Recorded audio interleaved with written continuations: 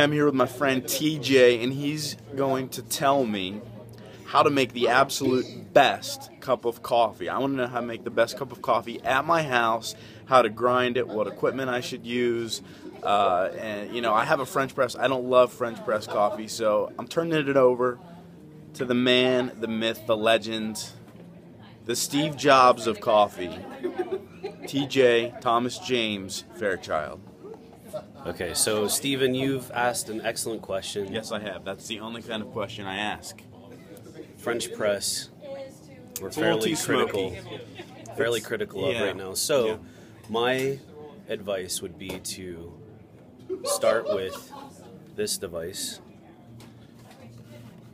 Okay, what's that called? the Hario V60, or my other favorite right now is the chemex. Both are similar in flavor, easy to execute at home, and can yield excellent results. The reason that we're a little critical of the French press right now is because the metal filtration and the large porous nature of that metal filtration lets in a little bit too much of the coffee that we're not desiring. When you say too, you mean like too much of the flavor, or what are we talking about? Well, not too much flavor. It's too much of the solubles get through.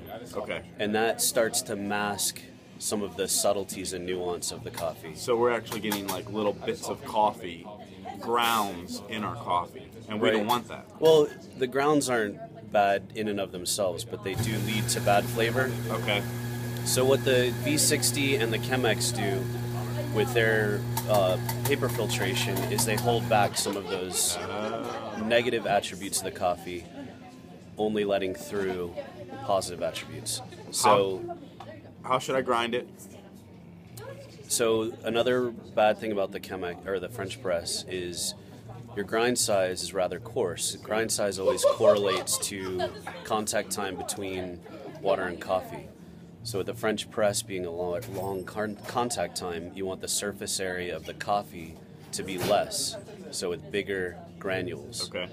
With the V60 and the chemex, they do grind a little subtly different, but they are much finer than the French press. So finer grounds. Surface area is larger. Okay. More surface area is exposed.